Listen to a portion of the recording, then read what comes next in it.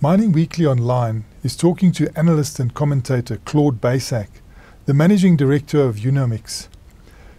Claude, the South African mining industry has become a pale shadow of its former self. What does the future hold for this industry if the remedial steps are not taken?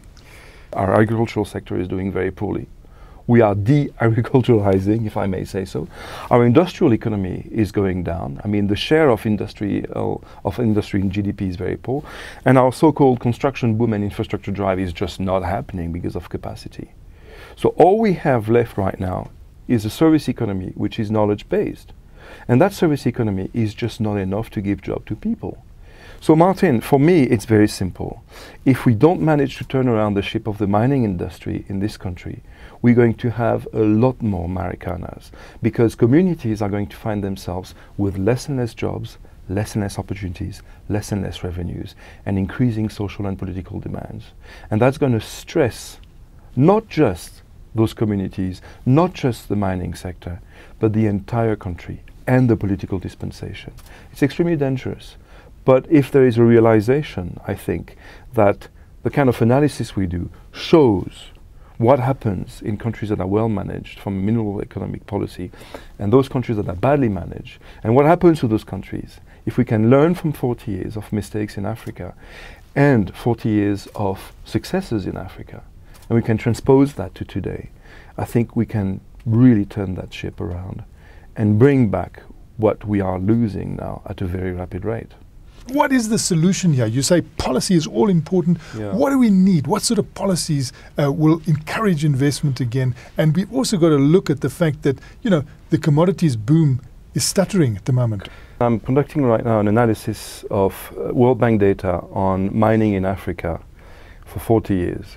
And what's really striking me, and I'm doing this right now, to try to understand where we came from, and hopefully it's going to help us understand where we are now, and what's going to happen to us, both for South Africa and for the rest of Africa, in terms of resources and the role of resources in the economy, and the interface between resource and policy. And what I'm finding through this incredible database is that South Africa's mining industry actually did extremely well in the 1970s during a commodity bear time. In 1970, Zambia was actually extracting more value from its mining economy than South Africa was. And then they nationalized in 1970 and 1971, and they chased away private investment, and they chased away private expertise, and they sent a signal to the market that, you know, they were not open for business anymore. And you see the production of the copper mines in Zambia literally collapsing throughout the 1970s and the 1980s. So low that actually mining stopped playing an important role in the economy, and they entered into an aid-based economy where they depended on foreign aid for their survival. At the same time, commodity prices are coming down. South Africa's mining industry boomed, literally boomed, and became the equivalent of the entire, more than the rest of Africa was mining at the time. And that tells me something important. Just as the fact that in 2000 started the second commodity boom, and that South Africa lost out to that boom. So how is it possible that a country like South Africa wins out during a commodity bear in the 1970s and 1980s and loses in a commodity boom in the 2010? What's that? It's about policy, Martin.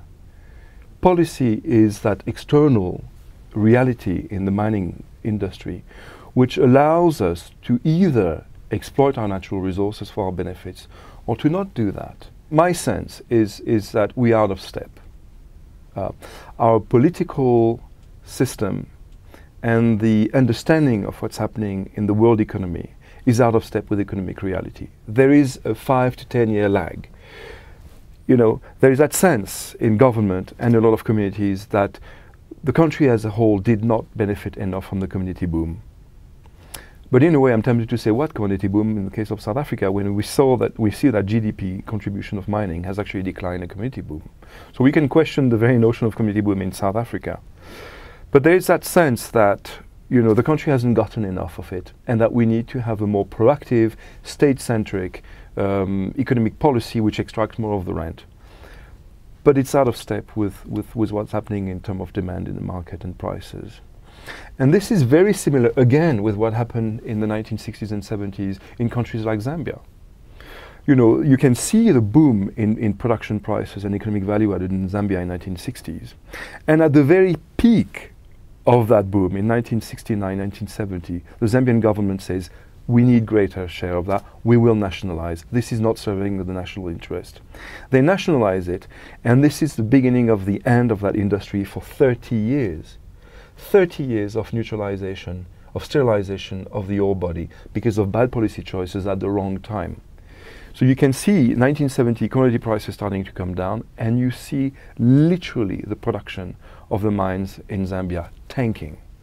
Tanking well below, in fact, what would be warranted in terms of the opportunity price of the minerals at that time. And so bad policy drove down that production even further than it should have, that if it had been done in the market, but, you know, by private sector companies investing and managing and mining and exporting. So the cost of that policy mistake was absolutely staggering. It turned the country of Zambia into an aid-dependent country that could not mine effectively until they liberalized and brought back private investment.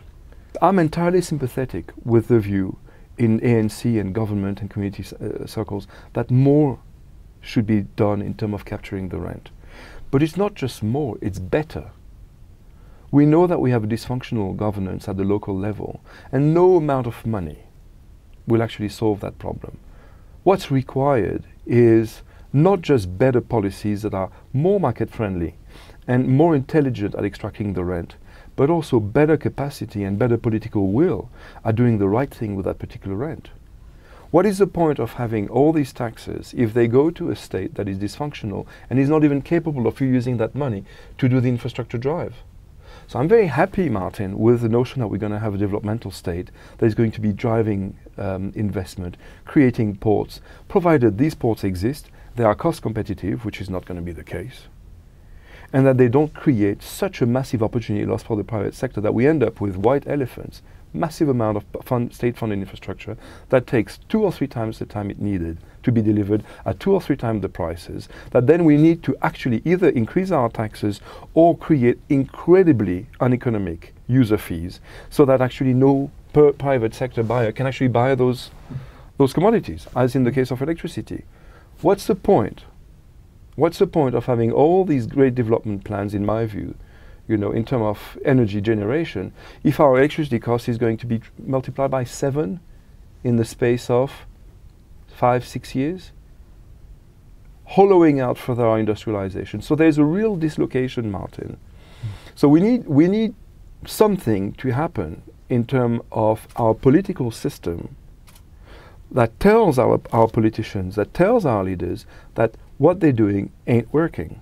It's broken. Yes, we are confronted with the evil triplets of poverty, inequality, and unemployment. But these are not causes. These are consequences. Don't fix consequences. Fix the underlying causes.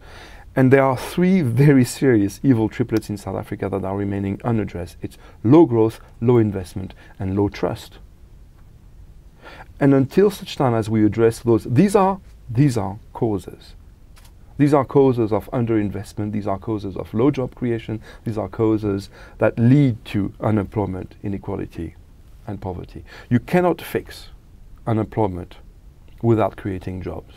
You cannot fix inequality without creating opportunities that are lifting the people up. And you cannot address poverty without creating jobs. I mean, we know what that is. It's about jobs, jobs, jobs. And jobs get created by investment, investment, investment. So we need something that works here. And that stuff has to be based on the kind of social capitals we have. And South Africa has an incredible opportunity, which no other African country that had until now, perhaps with the exception of Nigeria, which is an incredible private sector. I mean, you have, in all African countries I've worked with, enormous amounts of money devoted by the World Bank and the IFC and African Development Bank to something called private sector development, creating the regulatory and institutional framework where the private sector can invest safely, securely, employ people, create opportunities, create jobs. They know that. This is what it's about in Africa, private sector development. It's not about big state anymore. We've been there in the 70s, we've seen the price. It was staggering. In South Africa, we don't have that problem. We have a private sector. Yes, it is ethnically and demographically biased, and yes, it needs to be corrected. But it does not need to be corrected at the expense of investment and private initiative. We have it completely wrong. We need to take that opportunity. We need to embrace that opportunity. We need to say, wow, this is incredible. In all the African countries, we have the most formed, and perhaps more than in Latin America and in some Asian country. We have this thing, call it legacy, that's fine, it's a legacy thing. Yes, it has a bad past, but you know what? Leverage it, transform it, make it work for you and for the population. That's what we have, because we just don't have the fiscal capacity and the technical capacity to be the kind of developmental state that can pull society and growth forward. We don't.